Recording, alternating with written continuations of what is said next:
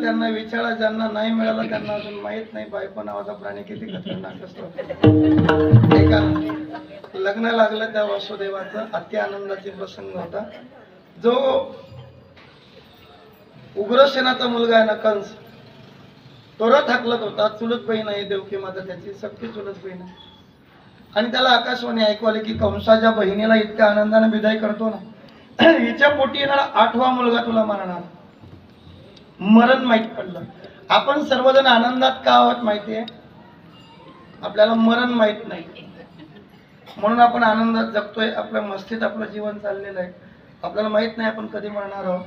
मी आता कीर्तन करतोय, हायवेला गाडी लागेल, नजर चुकीने एखादा कंटेनर माझ्या गाडीवर चढू शकतो. उद्याच्याच दिवे मराठी पेपरला बातमी येऊ शकते, महाराजांचा भुसावळून परतताना अपघाती मृत्यू होऊ शकतो. माझाच नाही, माझं लय आनंदाने ऐकायचं. काल रूपी अजगर है देखो अपना मुख फला है, न जाने बैरी जग में कब किसको खाय जाए. कधी कुणाला कसल्या पद्धतीने गिळंकृत करेल ना सांगता येत नाही. कोणता काळ येईल कैसा नाही या देहाचा. कंस विचार करतो, हिच्या पोटी येणार बाळ जर मला मारत असेल, मी जर हिलाच मारून टाकले तर. त्याने केस पकडले, खडग उपसलं, मानेवर चालवणारच होता. त्याने वरदेवाने हात पकडला आणि सांगितलं, मूर्खपणा काय करतो, देवकेत केला नाही, तुझी मुलगी शोधेल. त्यातल्या त्यात लग्नाचा दिवस आहे, तर बंदी शाळेत ठेव. जेवढी जन्माला येतील ना तेवढी तुझ्याकडे आणून दे. धर्मशास्त्र म्हणतं की मूर्खांना खोटं लवकर पटतं. त्याने बंदी शाळेत ठेवलं. सत्यवचनी वसुदेवाने तिथं संसार थाटला. पहिलं बाळ जन्माला आलं, घेऊन गेले. तो म्हटला मला पहिल्यापासून भीती नाही, 8व्यापासून भीती आहे, परत घेऊन जा. नारदजी प्रगट झाले. नारायण नारायण विण्याचा ताड फिरला, चिपड्या वाजवल्या, भगवंताचं नामस्मरण मुखातून प्रगट केलं आणि म्हणावं की कंसजी भोड्या आहात तुम्ही. कदाचित देवकीच्या पोटी 8च लेकरं जन्माला येणारे असावे. त्यातला तुमचा वैरी कितव्या क्रमांकाचा कसं ओळखणार तुम्ही? 1 2 3 4 5 6 7 8 कसं मोजणार? 8 7 6 5 4 3 2 1. त्याला भ्रमवित केलं. 1 2 सरळ म्हणायचं. आपण 100 पर्यंत पटकन म्हणत जाऊ, पण उलट म्हणत येऊ. बरं 100 99 98 97 96 95 94 93 92 91 89 88 87 86 चालू देऊ ना. 85 84 83 82 81 80 79 78 77. एक लक्षात घ्या, भ्रमवित केलं त्याला. पुण्य सारावया भेटे देव ऋषी वधी बालकशी. आणि त्यानं 6 लेकरं मारली. 7वं योग महिना रोहिणी उद्री बलभद्र स्थानापन्न केलं. 8व्या जगाचे मालक, श्रावण महिना, अष्टमीची रात्र, 8 वर्षाची मूर्ती चतुर्भुज स्वरूपानं प्रगट झाली. गोपाल कृष्ण भगवान की जय. आणि प्रगट झाल्या बोलायला लागले की क्षणाचाही विलंब न करता मला इथून उचलायचं, न्यायचं कुठं? नंदाच्या घराला माझं नंदाच्या घराला माझं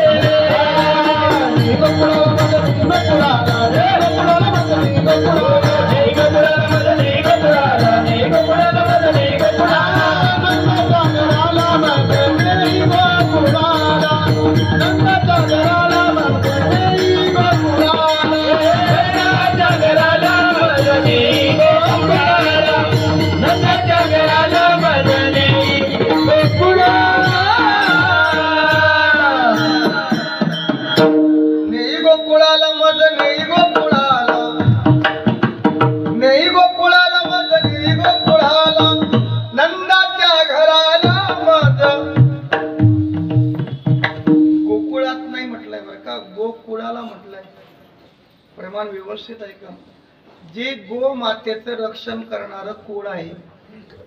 वारकरी शिक्षण संस्था आनंद देवाची नियमानुषंगानं कृष्ण गोकुळी जन्माला प्रमाण आहे की नाही? एक गोकुळ गाव आणि दुसरं गोमातेचं रक्षण करणारं कुळ.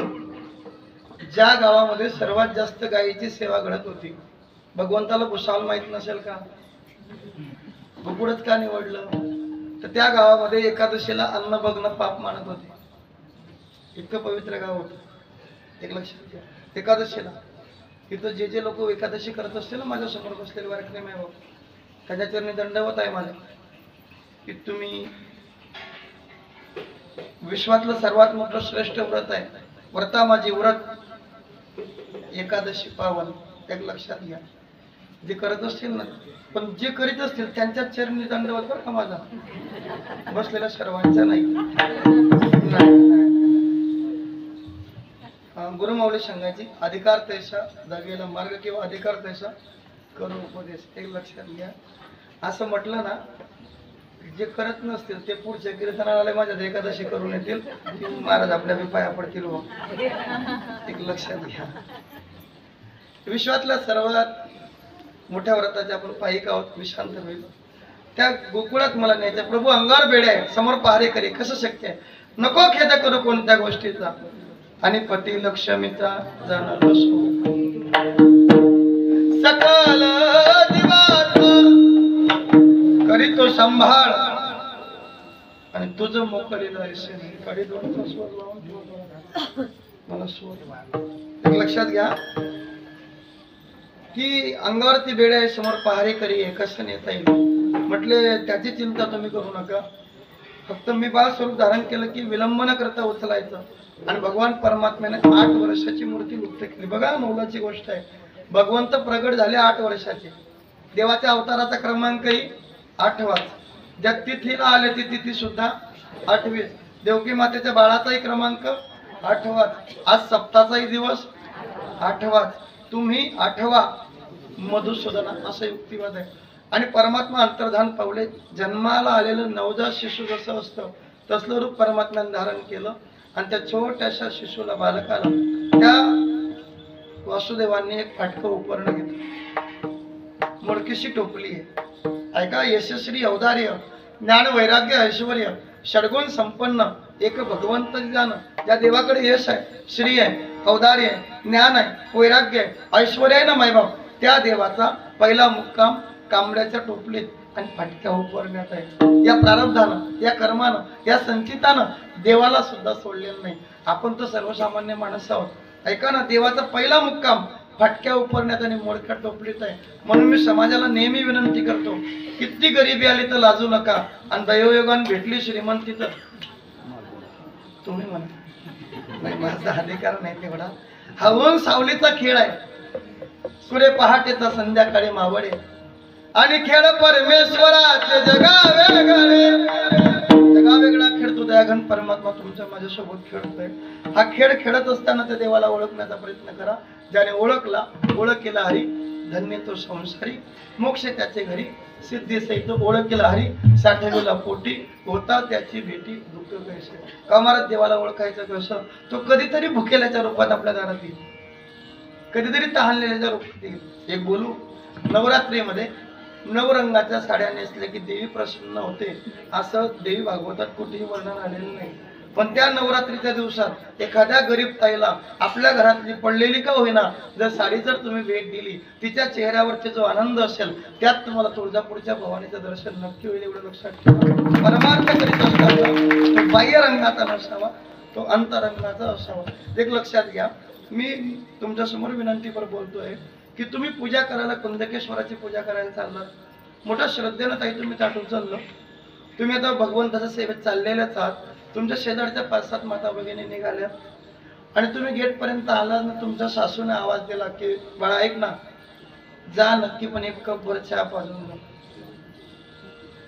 काय वाटेल तुम्हाला? आधी मंदिरात जायचं की त्या सासूला चहा पाजायचं? पण खरं सांगा, तुमच्या मैत्रिणी चालल्या आहेत, तुमच्या हातात ताट आहे, जरी तुम्ही इथं असं करत असले, येतो अंदर की बात. लक्षात घ्या, तुका म्हणे कैसे अंदर हे जन, आणि गेले विसरून खऱ्या देवा. आपल्या घरात जी खरे देव आहेत ना, तुका म्हणे माय बापे, अवघी देवाची त्यांची पहिल्यांदा सेवा करा. विषांतर झाला ऐका. भगवान परमात्म्याला उचललाय. उचलिला कमळापती बंधन पायीची किंवा पायीची बंधन गळती. ऐका, पायातली बंधन गळाली. मनुष्य रक्षपाळ त्याला मोहिले सकळ. देवकी मातेचा आकांत आहे की झाली कंसाची कळेला माझ्या बाळाचे मारेला. 16 मिठी आणि लपवा लपवा जगजेठी. परमात्म्याला उचललाय. यमुना महाराणी पर्यंत आले. कुलप उघडली होती, द्वार उघडली होती, बेड्या गळाल्या होत्या. यमुना महाराणीने मुद्दामून पूर वाळवला. पूर चढीला आचाट, देवे लावीला अंगुष्ट. मग का तर वसुदेवांच्या नाकातोंडात पाणी जात होतं. एक लक्षपूर्वक कीर्तनकार, प्रवचनकार, कथाकार, गीतकार, व्याख्याते सर्वात जास्त कौतुक आईचं करतात की वडिलांचं? सर्वजण. निबंध लिहिला आईविषयी, पत्रलेखन केलं आईविषयी, गाणं म्हटलं आईविषयी, शपथ घेतली. बाप शपथेच्याही लायकीचा नाही का? असं पाहिलं का तुम्ही? बाबा शपथ आहे नाही हो. एक लक्षात घ्या, लक्षात नसलेली विभूती म्हणजे बाप आहे. मी नेहमी सांगतो समाजाला की एका टायमाच्या भोजनाची व्यवस्था करते तिला आई म्हणतात, पण जो जन्माच्या शिदोरीची चिंता करतो ना त्याला बाप म्हणतात. असल्यानंतर कळत नाही, करतो त्या दिवशी तो पुन्हा मिळत नाही. बापा घराचा तो पाया, आई कळला त्यावर जेव्हा खचतो ना पाया तेव्हा कोसळते. बाप आपल्या आयुष्याच्या इमारतीचा पाय. माझा कनवाळू बाप जेव्हा सोडून गेला.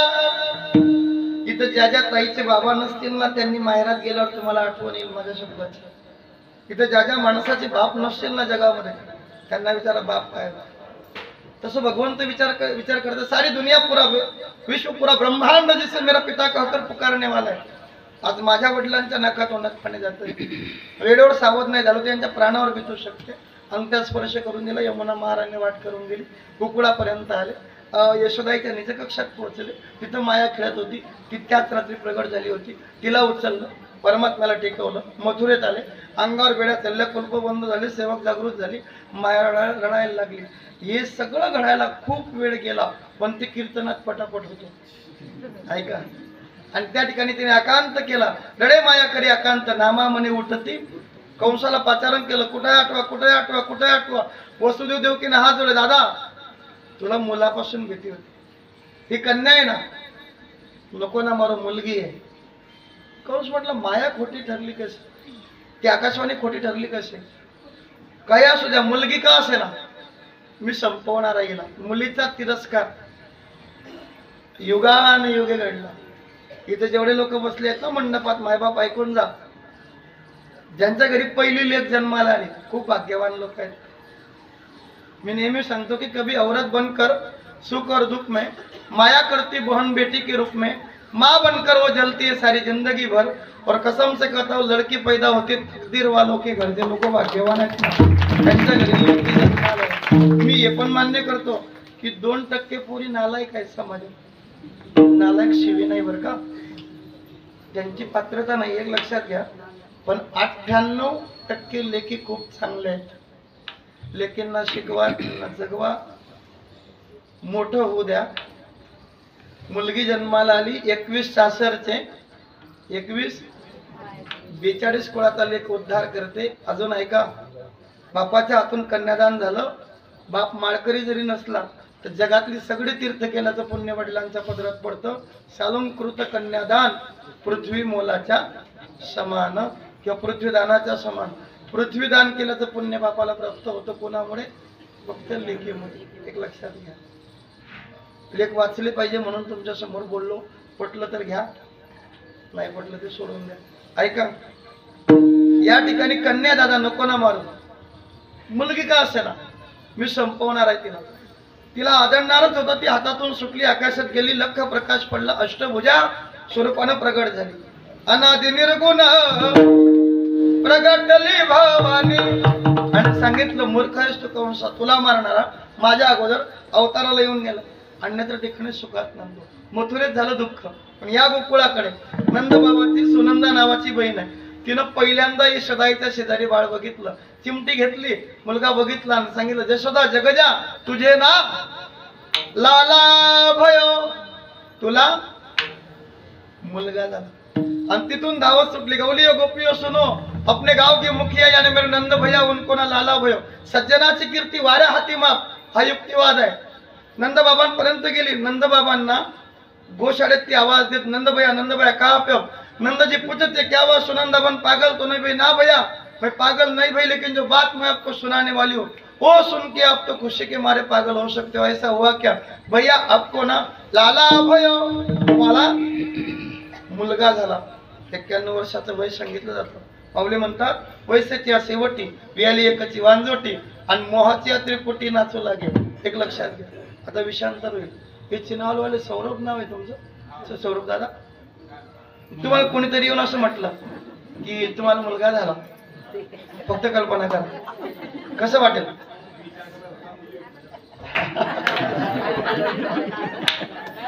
नाही, फक्त कल्पना करा. आनंद होईल की दुःख? आनंद.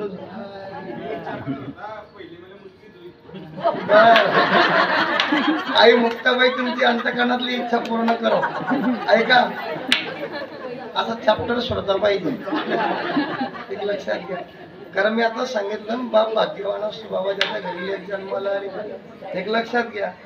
पण जेव्हा समाजातल्या दूषित घटना आपण ऐकतो ना, तेव्हा कधी कधी आई वडिलांना असं वाटतं की मुलगी नको आहे बाबा. पण लेक माहेराचं सोनं, लेक भावंडाचा मान. एक लक्षात घ्या. लेक घराचं घरपण, लेक प्रेमाचं दर्पण. 3.5 वर्षाची झाली ना, आईला घरात मदत करायला सुरुवात करते. तिला झाडता येत नाही तरी झाडू फिरवते, भांडे घासता येत नाही तरी ताटं ओढते. एक लक्षात घ्या. तुम्ही मान्य कराल सगळेजण की अगदी नाजूक परिस्थितीतला बाप आहे. घरी पाहुणे आले आणि वडील घरी नाही आहेत. आई म्हटली, बेटा आपल्या कॉलनीमध्ये या ठिकाणी सुटं दूध मिळतं, 5 रुपये घेऊन जा, तेवढं दूध घेऊन ये. मुलाला सांगितलं. मुलाने काय केलं, आईने दिलेलं दुधाचं भांड आणि तो $5 ते भांड असं उलट केलं आणि तो वाजवत गेला. त्या पाहुण्यांना सांगितलं, बसा आपल्या बापाच्या घरात दूध नाही आणतो. हा, आणि तेच काम लेकीला सांगा. तिनं फाटक्या फ्रॉक मध्ये भांड लपवून नेलं. पाहुण्यांकडे स्मित हास्य करत गेले, स्मित हास्य करत आली. पाहुण्याच्या बापालाही कळू दिलं नाही की आपल्या बापाच्या घरात दूध नाही. तुम्ही मान्य कराल भुसावळकर मायबाप नाही मान्य कराल मला माहित नाही, पण बापाची गरिबी झाकण्यासाठी आणि कुळाचा उद्धार करण्यासाठी लेकीचा अवतार पृथ्वीच्या पाठीवरती आहे. एवढं लक्षात घ्या सर्वांनी. आता विषयांतर झालंय. परमात्मा